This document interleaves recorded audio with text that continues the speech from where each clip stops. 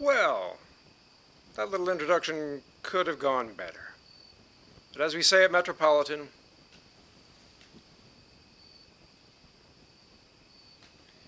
even when we make slight mistakes with the intro video.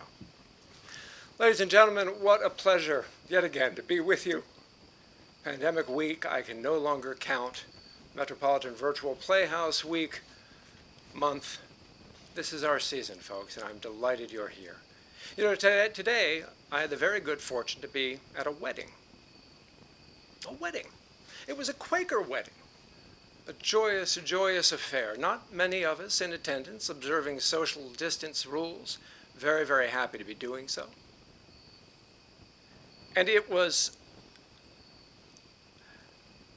forgive me those of you watching at home. Cast members, I'm not muted to them. I do appreciate the offer though. Here we were gathered in unusual circumstances, and we were reminded by the chief officiant that it was the first time anyone had gathered in that space since March. What a dear and touching moment it was, and a wonderful event to be brought together. I like to think that our evenings with you are a little bit like a Quaker meeting, that we get to pull together all as one, share our love for one another, and share whatever comes to mind. The only difference being that I get to share what comes to mind and you have to listen. Ah, well. You're welcome to speak anytime you will, just like you can at a Quaker meeting. The point is, no one's going to hear it. This particular wedding was in honor of our friends Pamela Lawton and Danny Litzel. Many of you who've watched the Playhouse programming up to this point will know that Danny and Pamela have designed a number of our beautiful backgrounds in the past. It was a particular honor to see them join in holy matrimony. They're great friends to the theater, great friends of mine, and two people deeply in love who deserve one another. So if I may say, this performance is dedicated to Pamela and Danny. There's something else I noticed at this wedding. It really brings your attention to the small things. Looking around the meeting house and its beautiful construction, which I had never considered before. A very, very old stone building in Pennsylvania. Looking at the plantings, the trees outside, a variety, not certainly all indigenous, but a variety of majestic, old, noble trees.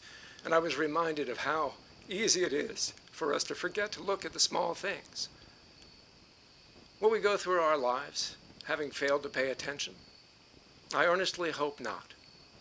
If our productions, if your time during this pandemic, in spite of the great difficulties so many of us are facing, helps you look at some of the small things, I hope it will be that much more enriching for you as we plod on through and get to the other side.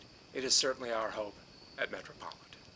Now, there is definitely someone who never overlooked the small things but drew our attention to them, and that's journalist, actress, Pulitzer Prize-winning playwright, Susan Glaspell. We are delighted tonight to bring you another one of her plays. In this case, the marvelous A Woman's Honor. A Woman's Honor is going to be followed by a talk led by Professor of Theater Arts at Cornell University, J. Ellen Gaynor. Ellen has joined us before. Ellen was the one who recommended this play to us in the first place. It is a special privilege to have her with us now. And without further ado, thanks again for being with us. Sit back and enjoy the Virtual Playhouse production of A Woman's Honor.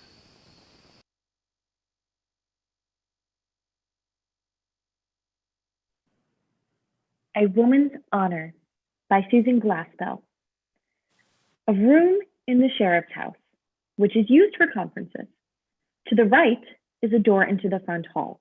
At the rear of the room, one door leads to a small holding room. The other leads to a corridor which connects this house with the jail. A lawyer and a prisoner are found in heated conversation. Do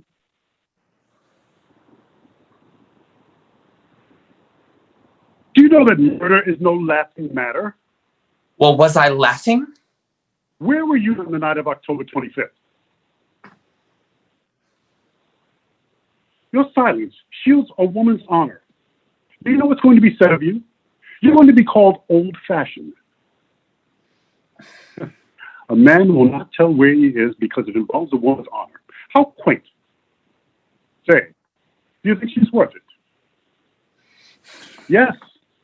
Get red. Get red in the face. I should think you would. Blush. Blush for shame. Shame for having loved a woman who'd let a man face death to shield her own honor. You don't know what you're talking about. It's just like a woman. The cowards. That's what I despise most in women. Afraid they won't be looked upon as the pure, noble, sensitive souls they spend their lives trying to make us believe they are. It's sickening. There are things you don't understand. Oh, yes, I do. I suppose she's got a husband. I suppose he'd divorce her. Then she wouldn't be asked out to tea quite so often. Good Lord. Die for something real. You and I have different ideals, Mr. Foster. There are things we don't discuss. There are things we have to discuss. If you insist upon this romantic course, then at least we will have to get something out of that. What do you mean? Simply that public feeling is got to swing towards you, or the jury will believe murdered or won't. If we can't have an outlook, then by all means, let us have a hero. Have you given out a story to the newspapers? Very delicately done. A life for a life. Isn't that moving? While Gordon Wallace languishes in his cell, some woman is safe in a shielded home. Charged with the murder of John Erwalt, young Wallace failed his chain of circumstantial evidence with an alibi. Where was Gordon Wallace on the night of October 25th? He maintains a dogged silence. Behind that silence rests a woman's honor. And so on and some length. You had no right to give out a story without my consent. Oh, yes, I have. If I can't get your consent for saving your life, my young friend, I shall save it without your consent. Pardon my rudeness. How will this save it? How little romantic young men know about the romantic sex. Wives, including, I hope, jurors' wives, will cry, "Don't let that chivalrous young man die." Women just love to have their honor shielded. It's very touching to them. Mr. Foster, I tell you again, I dislike your attitude toward women. Laugh at me, if you will, but I have respect and reverence for women. It is perfectly true that men must guard them. Call me a romantic young fool if it pleases you, but I have had a mother, a sister, sweetheart. Yes, I am ready to die to shield a woman's honor. No, you shall not. Oh, you've come. I don't understand. Were you not willing to let him die? No. Good. This young man was with you on the night of October 25th. Yes. Why, no, I wasn't. There's no use, Gordon, in trying to keep the lady from doing what she's apparently determined to do. No. You cannot keep me from what I have determined to do. For my part, I respect you for it. Then you are prepared to testify that on the night of October 25th, Gordon Wallace was with you from 12 o'clock midnight till 8 next morning. Yes. Was with you continuously. Yes. Your name is? Don't give him your name. He'll use it. I tell you, this is all a mistake. I don't know this lady. I never saw her before. You mustn't do this. I have done it. And as I said, madam, I greatly respect you for doing it. You are, if I may say so, unlike most of your sex. And now, your name. Mrs. Oscar Duncan. And Duncan, you live at? I see as someone is coming in. Will you just step in here? Good morning. Good morning. Good morning. Good morning. There was no one out there, so I just walked right in. I thought you might be glad to see me. Oh, we are. Aren't we? I suppose I'm in the right place. Well, it is the right place for some things. Is it the right place to tell the truth about Gordon Wallace? It seems to be. Well then, on the night of October 25th, that young man, this young man, was with me. From 12 o'clock midnight till 8 next morning. From 12 o'clock midnight till 8 the next morning. was with you continuously. Oh, certainly, continuously. Well, Gordon, Seems that mufflers keep getting longer and longer, doesn't it? why, perhaps they do, but you are willing to leave your name and address. Oh, certainly I'm willing to leave my name and address. What else would I be here for? But, oh, could I use the telephone first? It's better to let them know that I'll probably be late getting home for lunch. No, there's someone in there. Here, I'll show you how to get through to the telephone. The jail? But we'll soon have you out of jail.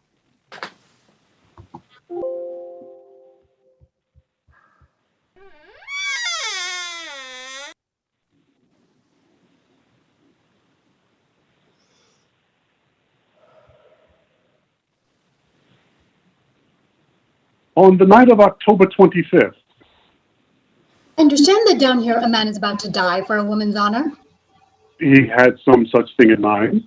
Now you can't get away with that. Sorry to upset your plans, but the death seems uncalled for. On the night of October 25th, Gordon Wallace was with me. From 12 o'clock midnight till 8 next morning. From 12 o'clock midnight until 8 next morning. Continuously. Continuously. Well, Gordon, I begin to understand why you hesitated to tell the truth about the momentous night. Rise and thank the lady, Gordon. It would seem the least you could do would be to rise and...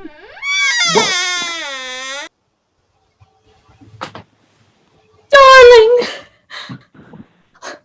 I cannot let you die for me. Pardon me, madam, but... Oh, darling, you call me madam after that night together. Oh, my beloved, when I think of those hours I lay in your arms. Pardon me, madam, but you never lay I know. in my... Oh, I understand. You pretend not to know me. You would die to shield me, but you shall not. You shall not escape me. Apparently not, but permit me to tell you, you are making a mistake. No, I am not making a mistake. You shall not die for me.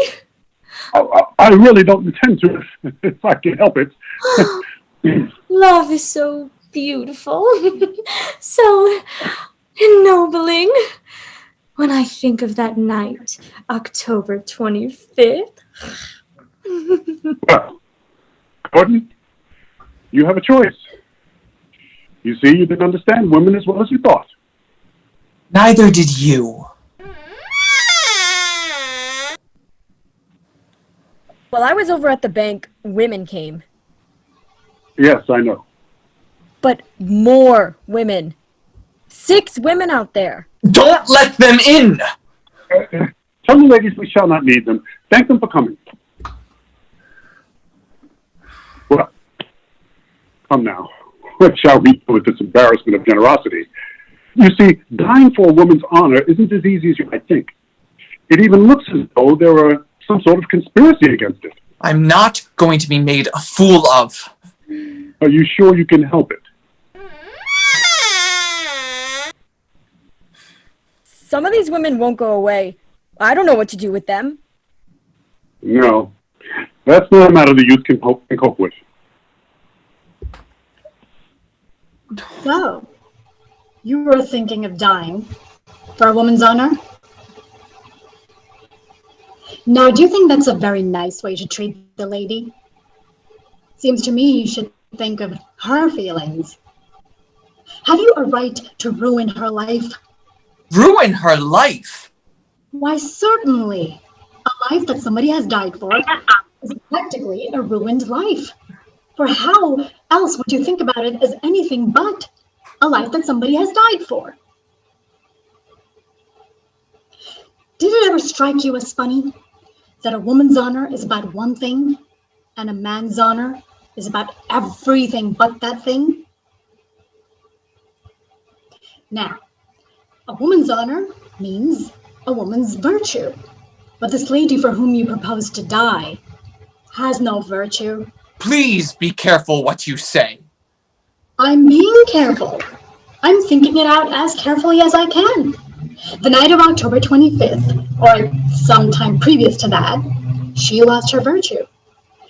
And you proposed to die to keep us from knowing about this loss. Now it has happened, hasn't it? On the night of October 25th, she lost her virtue. From 12 o'clock midnight until 8 next morning, continuously she lost her virtue. But you aren't dying to keep us from knowing she is what she is. Dear me, it seems rather sad. It is noble beyond words. There's where you're going to get your approbation. Oh, Can it be that we are two souls with but a single thought? perhaps we are two hearts that beat as one. We might draw lots. Love conquereth all things. Even the female brain. I wonder why you others came. Why did you come? Oh, I have children of my own. I thought, he's a nice boy, and probably she's just some nice girl afraid of her mother. And I thought, now what an awful pity to let him die, or even go to prison for a long time. And I said to myself, it would be just like a lot of men to make a fuss around about a woman's honor and let someone really get hurt. So I decided, I'll go. What harm can it do me? You see, I'm in the habit of trying to save lives. I do nursing, practical nursing, and I didn't happen to be on a case just now, so I thought, well, I'll just take this case. Some of the folks I nurse for might be shocked, but a good, sensible nurse is hard to come by. Of course, my children might be upset about it, but they're awful good children. And when they're a little older, probably they'll be pleased to know that their mother didn't want a nice boy to die. I wonder if she'll come. I wonder. She is here. Oh, it's not you. You thought it was the lawyer you were with. And anyway, people who do things don't make so much fuss about them. I think she will have to come. I'm sure I don't see how she will ever think of staying anyway. I hate a coward. Well, some women think a great deal about their honor. I think it's women who aren't usually very well or haven't much else to take up their time. Oh, you've come. Please, go away. Oh. Can't you see there is no need for your staying? There is need of it. It's true, it's all needed. Who will be best? Tell me, why are you here? Well, you see, for myself, I haven't any honor to worry about. Haven't had it for some time. So I thought, if the sacrifice of a woman's honor is going to save a man's life, then let me, who has none, nobly sacrifice mine. What do you mean you haven't had any honor for some time? Oh, I haven't had my honor around with me since I was 17. Do you miss it? Well, yes. Sometimes, when I'm tired, I might like to slump back into it. You see, honor camouflages so many things. Stupidity, selfishness, greed, lust, avarice, gluttony. So without it, you're almost forced to be a decent sort. And that's sometimes wearing. But I'll tell you why I'm really here. When men begin to sob around about women's honor, they get my goat. That lawyer, he thought he was going to get away with it. Why, women's honor would have died long ago if it hadn't been for men's talk about it. I suppose it really has to be kept up, as long as it gives men such noble feelings. That man, the one when I was 17, he's that sort. Why this instant his eyes would become pools of feeling if anyone were about saving a woman's honor. Gee. If she is here, she must be feeling quite upset. If she cares enough about her honor to have held it back this long, it can't be easy to let it go.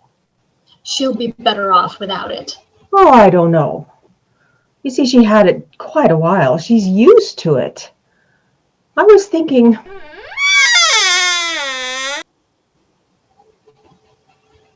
While he was busy with the other women, I just slipped by.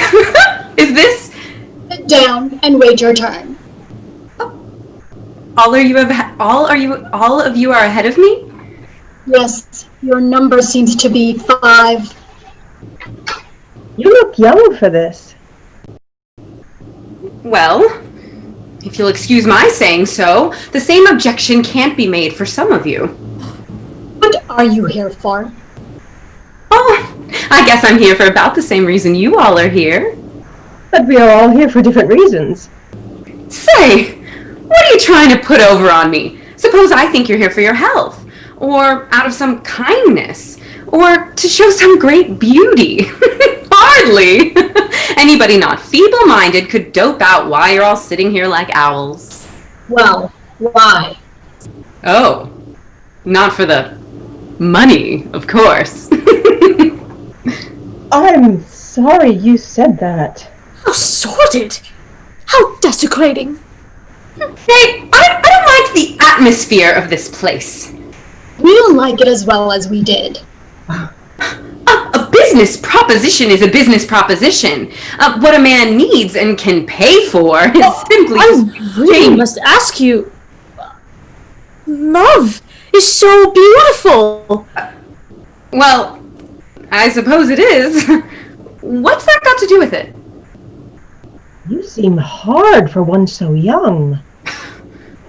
I may be hard, but I'm not a nut.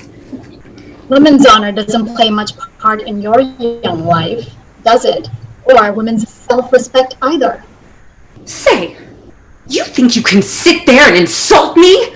I don't know what you are, but I'll have you know I am an honest, working girl. I heard they were going to take on a new stenographer down here, but I don't like the atmosphere of this place. It was a misunderstanding. Life is paved with misunderstandings. It will be said we did this for money. Oh, a great deal will be said. If you care about what's said, why don't you follow that honest working girl out that door? Some people's lives. They don't know how much difference until they've heard it said. You get made into one thing and then it's not easy to be another. And as the honest working girl hinted at, some of us are not as young as we'd like to be. Age shouldn't discourage one. It's never too late to mend.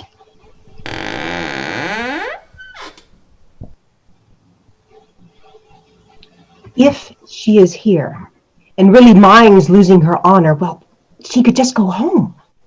Ugh!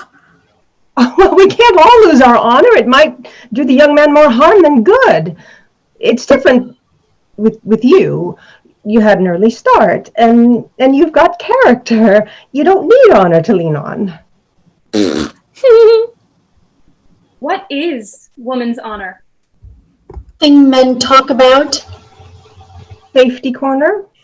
A star to guide them. Guide them where? Yes, where? Many a woman it's guided hasn't guided anywhere. Aren't we more than things to be noble about? Of course, what we've really been to them is kind. We have not deprived them of the pleasures of being noble.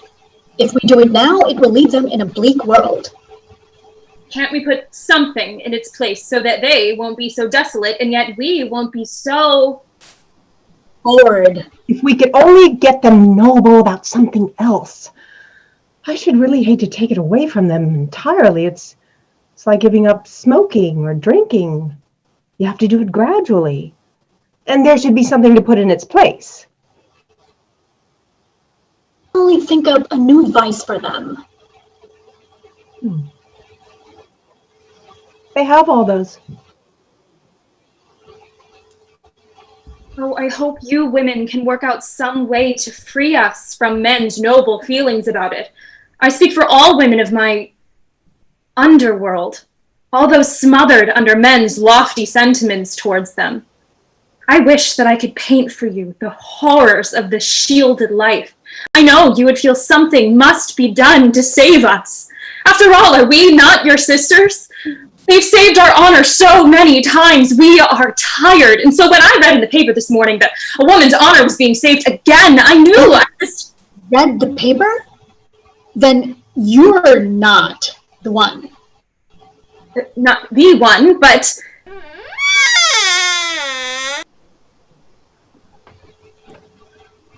Are you a stenographer? No. Wonder if she is here. Wonder. Don't turn against me because I'm not this particular woman. What detail that is. I am those victims of men's dreadful need for nobility. I'd rather die than go back to it. Help me lead a better life. We must lift her up. We will find a place in her, the great good world beyond the shielded life. Then you others must go, and I will stay. I will give my life for yours, my sister. No, you won't. I'll have nothing to do with saving you. You deserve nothing better than women's honor. Come with us. You are coming with us? No. Why not? I shall stay. Perhaps she is here. And if she is here, then we have not the right to leave her. Tell us. Are you the woman Gordon Wallace was with on the night of October 25th? Yes. Of course, we've all said that. Yes, but she says it in a different way. I'm afraid that you will have to leave with us. It seems she has the right. But do you think she has the right just because she is the one? Leave me! Suppose we do. You know, I like the idea. Well, the more I like it, the more I think about it, the more I like it. Come with us. This is the lady you were going to die for. But no! What can it do for her? And how through her can we reach my poor sister smothered under woman's honor? I insist upon it. I am the one. You are not the one. Now, I think to avoid feelings between you two, better stay. I am a nurse and a mother, and I keep coming back to the idea that these things are needed. No, you have too many things to worry about. I am the one to stay. I am peculiarly fitted for it. You are not fitted for it at all. There is no one less fitted for it than you. How'd you make that out? You don't need it. Woman's honor never hurt you. Are you acquainted with this? No, Then why are you so afraid of her? I'm not afraid of her. But you were going to help me lead a better life. And now you stand here quibbling over a petty question of fact when the whole great question of escape from women's honor is at stake. Oh, is it true that women are hard and self-serving, that they will not help one another? My heart is full. Your heart is full of a simpering pirate. Ladies, quarreling? I'm sorry to find you in this mood. I hope while you were here together, you might arrive at some understanding. I wish you'd go home. We might arrive at something if we didn't have you on our backs. Now, why must women always dislike each other? If I were you, I'd try not to talk much. Well, why not? She has a kind heart. Now I'd let you talk. Sometimes it seems quite as well not to try to follow women. Sometimes even better. Well now, ladies, let us drop personal dissension for the moment. This unfortunate young man, Mr. Wallace, is much moved by your generosity. He had made up his mind to die for a woman's honor. Now it seems he is not to do so. A change of plan for which he has not adjusted himself. His permutation makes him unequal to selecting the lady who was with him on the night of October 25th.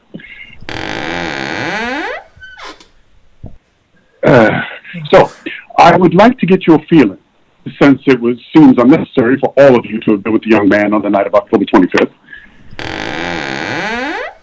Could that door be closed? It makes me nervous. Now, doubtless you'll agree with me that we should always eliminate waste. If a woman's honor is to be sacrificed, may I would, in delicacy, inquire who would sacrifice least? I would. You would? The rest of you can talk as long as you like. I shall stay.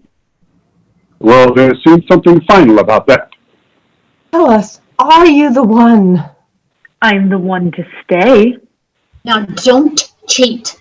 Tell us, are you? Cheat? Cheat. No, you say to me, don't cheat. I've been cheated. Cheated out of my chance to have a man I wanted by a man who would have what he wanted. Then he saved my women's honor. Married me and cheated me out of my life. I'm just something to be cheated. That's the way I think of myself. Until this morning. Until I read about Gordon Wallace. Then I saw a way to get away from myself. It's the first thing I've ever wanted to do that I've done. You'll not cheat me out of this, don't you try. But she's thinking of it in just a personal way. That's why I stay. But think of my poor sisters, all those unfortunate women. The only unfortunate woman I'll think about is myself. Do you hear her?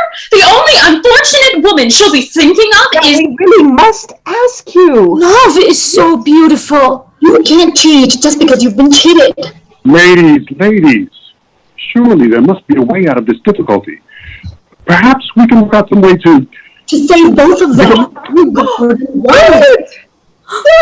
Yes. Why, yes, that would work. Right. We just need to plan a story where we both were with Mr. Wallace all night. I know that's absolutely scandalous. I am here. I am all Now we're on the trolley.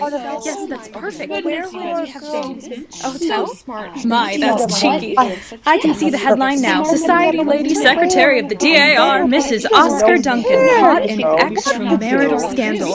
How divine. ears. I Why, am ready. yes, As that you would know, work. I'm a We mother. just need to I'm plan a a nurse. story where I we am both were with Mr. prepared to Wallace all save night. lives, and we I know are that's going to absolutely save scandalous, but that's what we need. Oh, now we're on the trolley. Lead the way. Yes, that's perfect. Woman, Where would we we will have follow been? you. A hotel? Yes, we My, can do that's this. cheeky. Oh, I can see the headline now. Society Lady Secretary of the DAR, Mrs. Oscar Duncan, caught in extramarital scandal. How divine. Why, yes, that would work. We just need to plan a story where we both were with Mr. Wallace all night. I know that's absolutely scandalous, but scandal is just what we need. No! Help! I'll plead guilty!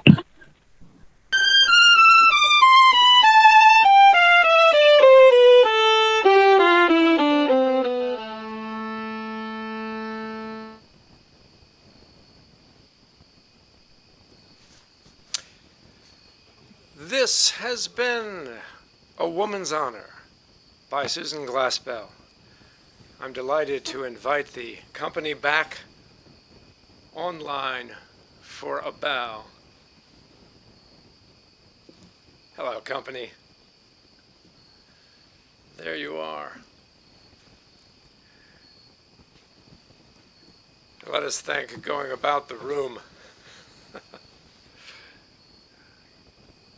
Sorry, I'm getting my list up. Well, I'll just go about as we see you. Kathy Crystal as the motherly one.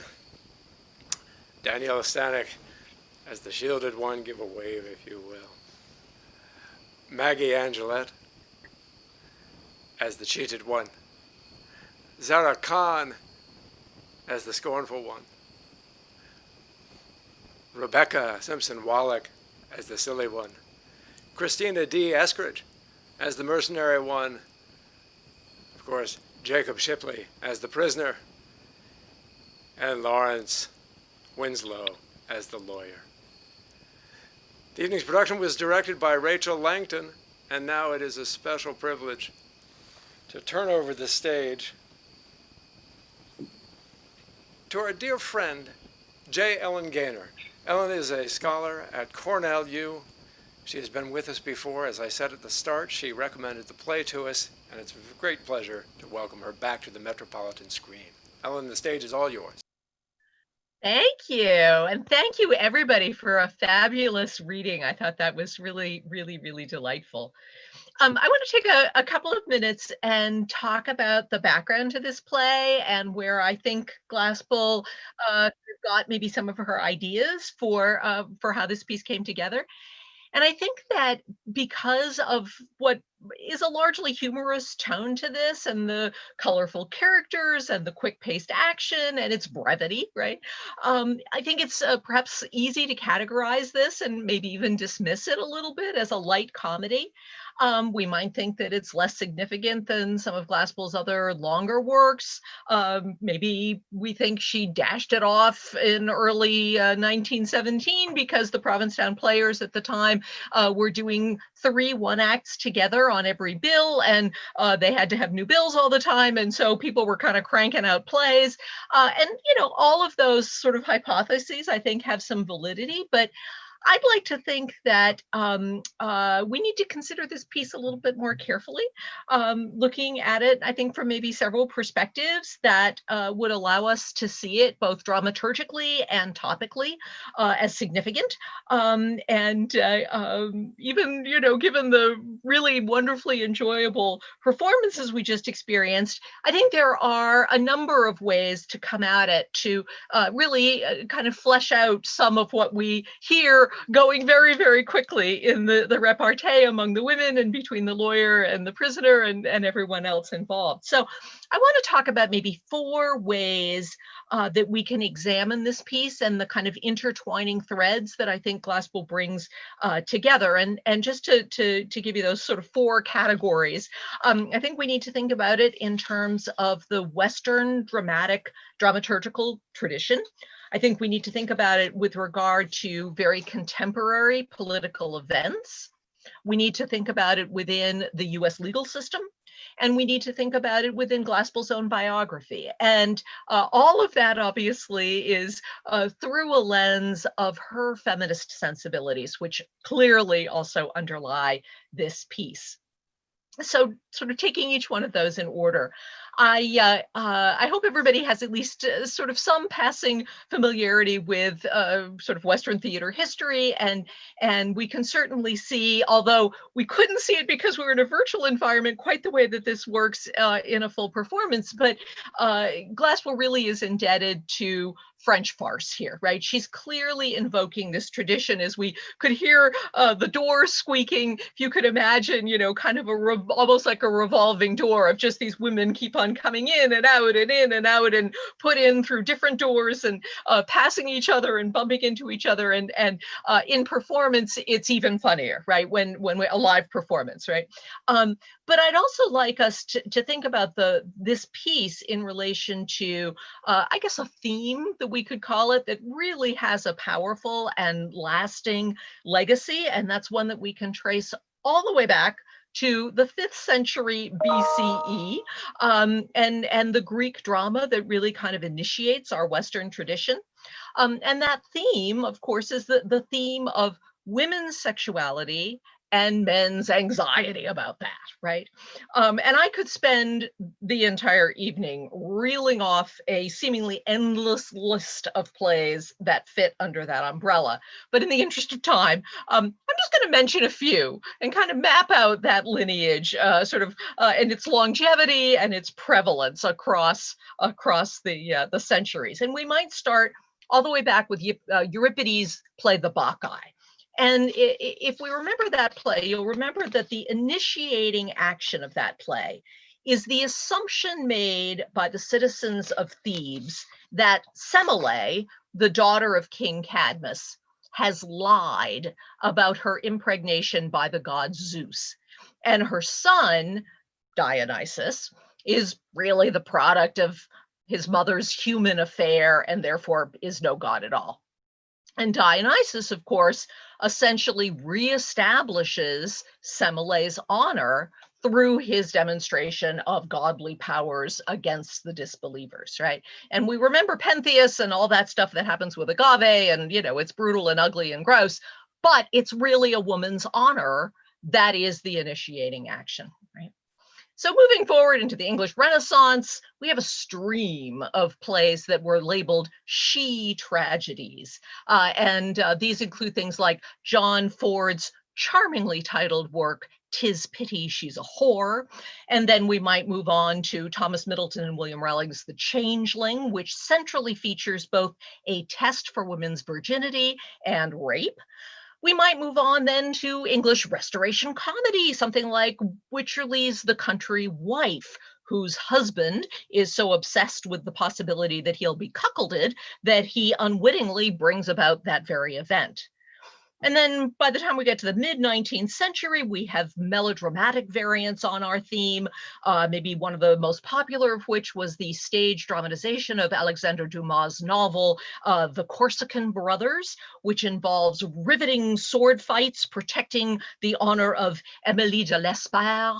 And then by the end of the 19th century, we've got a spate of realist dramas that attempt to redeem the woman with a past or the fallen woman, probably the most famous example of which is Arthur Wing Pinero's The Second Mrs. Tanqueray. So that brings us really right up to Glaspell's back door. And as you could imagine, I could go on and on, right? But I think you get the point. Glaspell had centuries of these dramas behind her when she came to write Women's Honor. And I think it's actually particularly fitting that she chose this frame of French farce for her critique, precisely because the long-standing cultural preoccupation with women's sexual purity really is kind of ludicrous, right? And that it's obviously something that she is bringing to the fore with this piece, right? And I think it's particularly ludicrous at the particular historical moment when she's writing, when we simultaneously have the campaign for birth control, the suffrage movement, women's entry into any number of professions, right? The possibility of more sexual freedom and equality for both sexes, and all of that is gaining traction in her Greenwich Village community. And at the same time, Women's Honor is also a piece written in the tradition of a medieval morality play, kind of like Everyman, right? With its sequential cast of characters designated not by names, but by attitudes, by sort of ways of being in the world, right? And obviously Glaspell here is giving an ironic nod to that very moniker, morality, as part of this older tradition, as opposed to the gendered and sexualized context that she's depicting. And our colleague Sharon Friedman, who I hope is here somewhere, she had said she was going to sign on tonight. She's written about that, and so I want to give a nod to her in that regard. So that's a little kind of dramaturgical background and framing for this. But there was also a high-profile criminal case at the time that may also have helped Glaspell crystallize her concept for the play. And I also want to give a shout out to our Glaspell colleague, Cheryl Black, who had stumbled on this and brought it to our attention, and I think really makes a great case for that also being part of Glaspell's conceptualization for this piece. So give you that background, and many metropolitan audiences know the Greenwich Village bohemian community in the early 20th century, then perhaps as now, skewed politically decidedly left of center, right? And the overlapping and intersecting artistic and political activities of the members led many of them to support any number of causes, one of which was organized labor. And one organization in particular, the International Workers of the World, who were sort of more casually known as the Wobblies, were heavily involved in the drive to unionize workers on a global scale. And the Wobblies had been very involved with the Patterson mill strikes that were happening in 1912 thereabouts, and that led directly to a very famous sort of massive theatrical undertaking called the Patterson Strike Pageant that was staged in Madison Square Garden, and many of the folks connected with the Provincetown Players were part of that amazing undertaking, and the Wobblies were right behind it. So in 1915, so just a couple of years later, a very high-profile Wobbly by the name of Joe Hill was, and almost certainly wrongly, executed for murder in Salt Lake City. And historians and biographers of Hill believe that he had been targeted for this crime because he'd been active in union organizing around mine workers in the area, and he'd run afoul of local authorities and obviously mine owners and all of those folks. And at Hill's trial, he refused to provide an alibi for himself for the night in question. And he also had sustained a gunshot wound that he did not account for. And there was a physician who testified on his behalf and explained that he had been told by Hill that the gunshot wound had been inflicted during an argument with a friend over the friend's wife. But Hill refused to name this woman, refused to give any details of the altercation, and as a result, he was convicted of the murder and executed. And after that happened, his fellow Wobblies maintained that he had, and this is a quote, permitted himself to be executed rather than betray the honor of a woman. So, we have sort of firsthand evidence of a very comparable kind of thing that had really happened just probably a little more than a year before Glaspell wrote this play. And we know that she must have been aware of it. It got national coverage. It was written up particularly in Greenwich Village publications, of course, because of people's knowledge of and support for the Wobblies. So we have that background, but we also know that she'd long been familiar with and actually involved in criminal courts and legal systems, as well as legislative processes, because of her earlier work in journalism when she lived in Iowa before she moved to Greenwich Village. And her coverage back in Iowa of the Hossack murder case, and she covered this for the Des Moines Daily News between 1900 and 1901, and she filed well over 100 stories on this particular very high profile and very gory murder case. And that actually became the background for her best known play, Trifles. And the Metropolitan did that a few years ago for the Glaspell Society. Thank you, Alex, for doing that again. And Trifles had a short story counterpart. She wrote it first as a play and then wrote it sort of again as a short story. And she called the short story A Jury of Her Peers.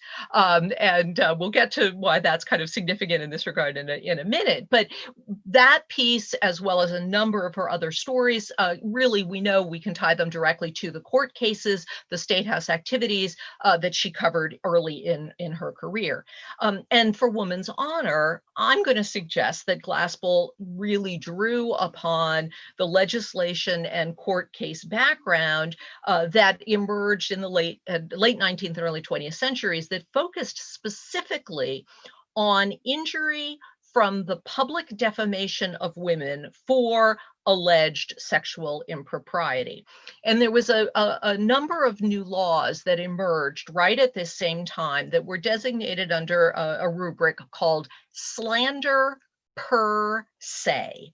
And legal historians have charted a absolutely, graphable increase in the number of successful cases that women brought under these statutes during this period when Glaspell was working as a journalist. And we have cases from Iowa as well as many, many other locations.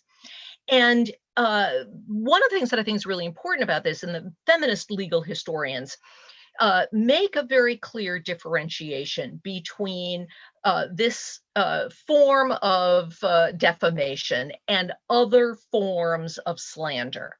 And those are identified, those other forms are identified with notions of honor for men, and those for women are tied only to notions of virtue. And virtue is really the underpinning of this slander per se legislation. And it was created precisely because the legal notions of honor and the defamation connected with it and the things that could ensue therefrom, right? Those situations did not apply to women. And so within these legal realms, literally women have no honor. And thus Glaspell's title, Woman's Honor, is legally ironic in the same way that a jury of her peers is ironic, because of course at the time, no women were allowed to serve on juries in the United States. So I think she's playing along similar vectors there. And I think finally, sort of my last category that we want to think about of sort of significant backgrounds is the fact that Glaspell was both the author of this piece and she was an actor in the first production. She played the cheated one. And we know that Glaspell's early life was colored by her parents' disintegrating marriage, stemming in part from a trial involving an accusation of sexual misconduct against her father, and as well as really her close knowledge of any number of women impacted at that time by the sexual double standard that underlay notions of contemporary marriage. And for those of you who were around when we talked about Neith Boyce earlier in the summer, Neith was very much someone who experienced this firsthand.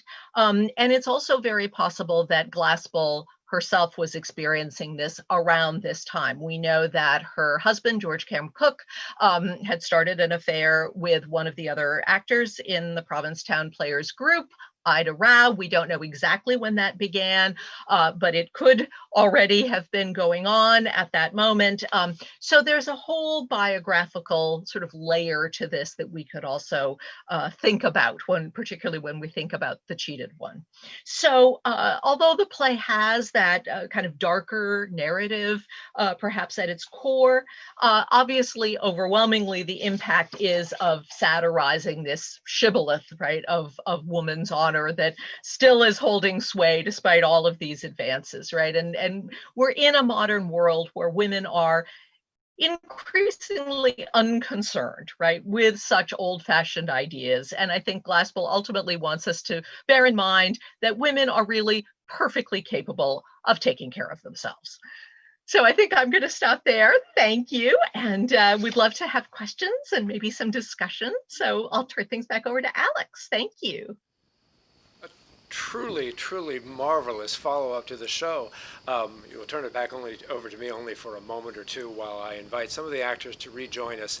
I'm going to make sure that we have one thing fixed here, and soon enough, here we come. Everyone, welcome to Meet Ellen. We'll be taking some questions on air, or as it were, through the YouTube chat. I'll forward those. We can begin with a conversation if anyone here has questions.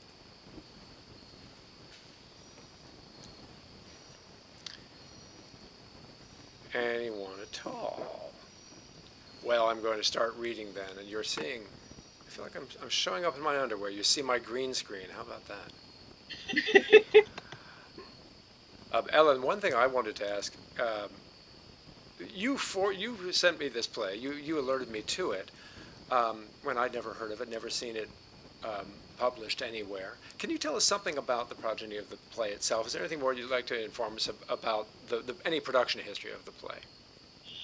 Yeah, well, you know, I kind of alluded to this briefly. So when the Provincetown was really kind of, you know, really getting going, and I would say that period of time from 1917 to about 1919, when things slightly began to unravel around, shows that were moving uptown and sort of the mission kind of not being quite as clear, the group was putting out bills, what they called bills, of 3 one-act plays, really on a quite regular basis. And so if you think about how productive, right, writers had to be, and of course they, wasn't just, somebody said, hey, let's do our show. They had an entire process of choosing scripts and deciding, who was going to be part of all of this. And so, I think we've lost sight of a little bit of the fact that it was a real kind of producing machine for a period of several years. And we know from actually Glaspell's own sort of documentation of this that she had not really planned to be a playwright. And she and her husband had written one piece together called Suppressed Desires, which we did earlier we talked about early in the summer, and you did earlier in the summer. But really after that, she had planned basically just to kind of keep going with her fiction writing, which was her bread and butter. She actually supported the family by her pen. And apparently one day her husband came in and just said, okay, we're putting a new play of yours on the bill, and get going. And so she had to really kind of just start writing plays. And as a matter of fact, she talks about how she had originally conceived of Trifles, the piece that I was talking about a little earlier, first as a short story, but she first then decided, well, I'd better write this as a play, and later turned it into a short story. But over that period of time, starting in about 1916-ish, for the next several years, she was incredibly productive and just wrote play after play after play. And they had a core group of actors that kind of rotated through all of them. She acted herself. They developed a number of directors who became kind of in-house directors, and a number of them, including women, went on and had really terrific careers. One of the other things that's really interesting, I think, about the early years of this group is that they really wanted to develop a native dramatic tradition, right? A lot of other theaters were producing regularly stuff that had been written elsewhere, whether it was English stuff that was brought over or things from the continent that somebody had translated. But the Provincetown Players really wanted to write about and develop an aesthetic, if you will, that was purely American. And so I think Glaspell took that to heart, and in writing a piece, for example, like Woman's Honor, that's why I think this legal background that's very US based, and the historical background, if indeed the Joe Hill case might have been one of her reasons for writing this, these are uniquely American contexts. So that, I think, is a little bit more background. So I'll stop there. Oh, just super. Thank you very much. I want to invite some of the actors comment, and I'm going to begin with this.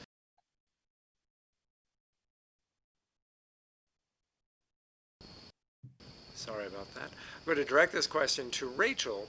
It wasn't really a question, but someone remarks, I think the virtual performance really works for the final moment, seeing all the faces on the screen. And yet, that's not exactly what we had conceived. Rachel, would you be willing to tell us something about how the final moment is actually written for the stage and what you did? And if this leads to any comments from the actors about participating in this particular play, of course, it'd be wonderful, and it doesn't have to. Yeah. So when Alex sent over this play, I loved it. And I loved all the themes and the language, and I was like, "Ooh, this is so much fun!" And I immediately read it and visualized it on stage in a live theater setting, as I'm trained in live theater, and it was written for live theater. And I looked at the ending moment, and the ending moment actually has the prisoner gets up from his chair and goes to the door and opens the door. And I believe the actual line is, "The doorway is blocked by a large and determined woman. The prisoner staggers back into the lawyer's arms." And so I was looking around and I've done a couple Zoom pieces beforehand. And I was thinking, okay, how are we going to like show him going to the door and opening the door and like showing a woman there? Like, how are we going to do that on Zoom? Because it's very hard to interact with two different screens happening at the same time. And it's hard to make that all read. So then I started thinking, okay, but like, what are the rules of a Zoom world? How do we go in and out of the space? And that's when I was like, well, in a Zoom world, if you enter the space, your picture pops up. And it actually, when your picture pops up, it rearranges everyone's configuration. So I was like, let's explore that route. And then I kind of had this idea of like, what if we just surround the prisoner with other women? And that would just give him the same sort of idea of being overwhelmed. And we could just keep adding more and more and more and more until he pleads guilty. And so that's where I reached out to a bunch of my female friends and family, a lot of which are watching tonight, so thank you, and asked them to send me their Fight the Patriarchy face. And we actually photoshopped it all together with the gorgeous backgrounds by Rivka Milder. And that's kind of what created that moment with a mix of the actors and the soundscape. Yeah, indeed, a special thanks to the 15 actors who sent and friends who sent their photos in to be included in that final moment. Here's a comment. Oh yes, please go ahead. I see a hand raised. Oh, I was just going to say that about the ending.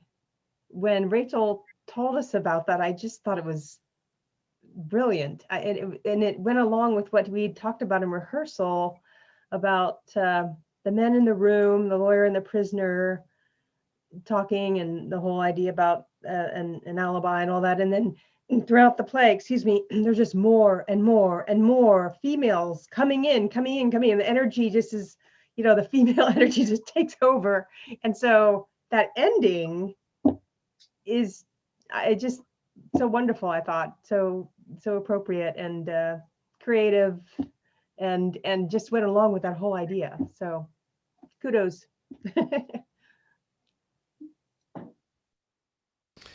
There's a little dialogue going on the YouTube chat, and I'd kind of like to forward this to all concerned in the talkback. Our friend Annie Dunnerman asks, was Glaspell implying that a man is concerned with a woman's honor when he has something to gain? The women in the play seem to be thinking more about themselves than about the man, to which David Friedrichowski responds, unchastity in women, in quotes, along with such things as alleging a loathsome disease, for example, is still considered slander per se in many jurisdictions, possible New York as well. Not legal advice, he instead. So these thoughts about, I'm just interested in if anyone has anything further to add about the perspective on Glaspell's comments about men and women and women's self-interest, or the perception, perhaps, of women that needs to be mitigated, managed, and owned in itself as the play explores it. Always very interested in how the actors experience these plays.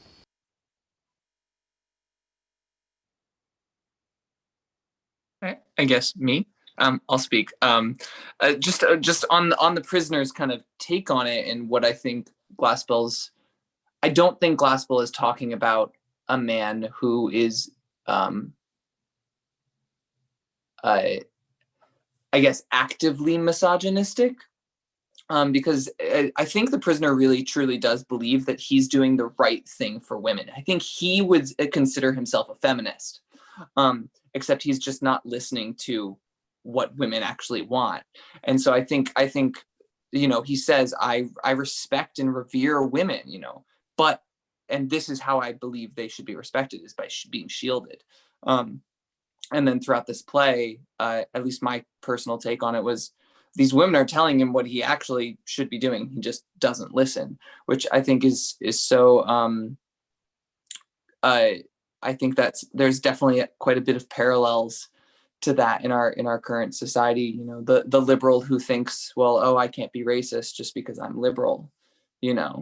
Those kind of things. So I think it's more about the moderate who believes they're they're a feminist, but isn't actually doing any of the work to become a real feminist.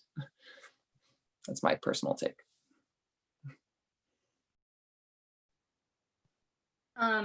At least from my character's perspective, at least the whole like selfish interests, my character was so interesting to kind of dig into, because at first it really does seem like, oh, she's out for herself, like there's something obviously she wants. In my personal case with this character, it was to get out of her marriage.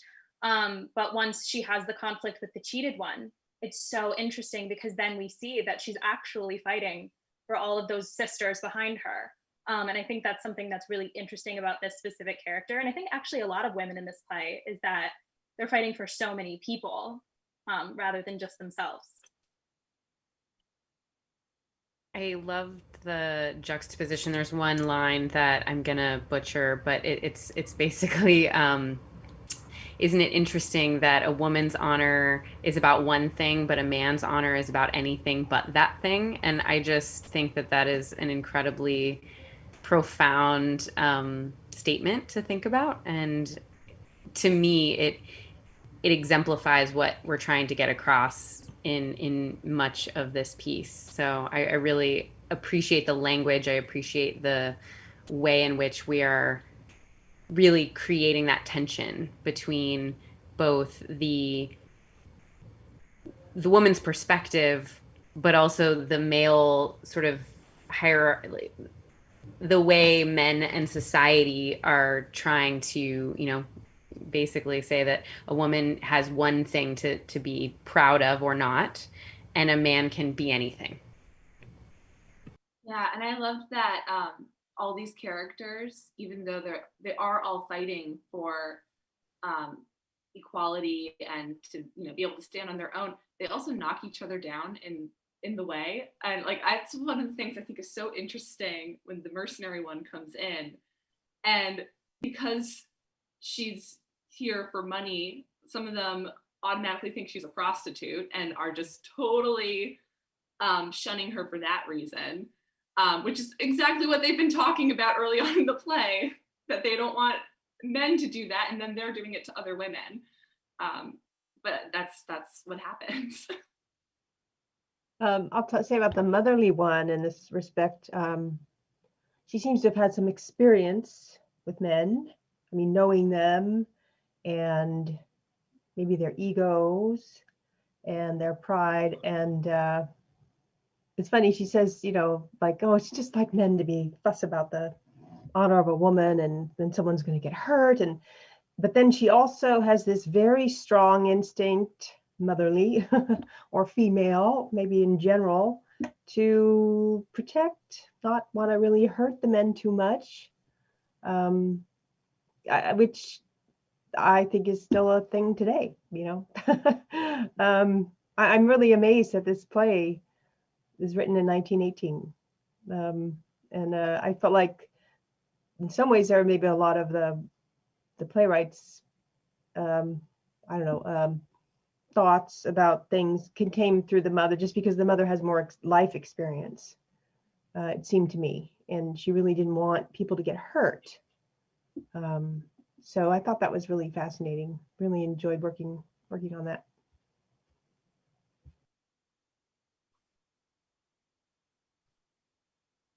Going off of, Meg, you go. I think it's funny how the cheated one comes in as it's her moment to sort of speak up and, I guess, in a way, persuade the prisoner to choose the right path, when in a sense, everyone is covering up the one she that everyone is talking about, who we have not even heard her voice. And I think we always talk about in rehearsal, there's this double standard that's overlaying the entire play, and it's very strong throughout it all. Something we always spoke about.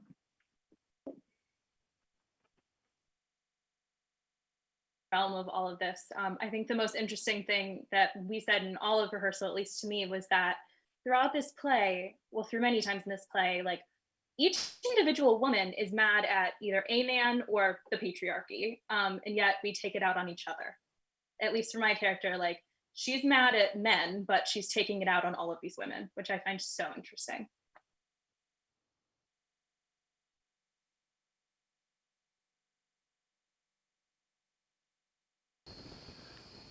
Well, I hate to chime in and perhaps put an end to the discussion in that patriarchal role, but we are seeing the chats trail off and a little viewer attrition, as it is now 9:15. We usually like to close down after a little over an hour. But what a wonderful pleasure to see all of the actors who are new to the Metropolitan screen and those who are returning, to welcome Ellen back, to welcome Rachel back. And I want to give a special credit again to Rivka Milder, who did the gorgeous backdrops for us.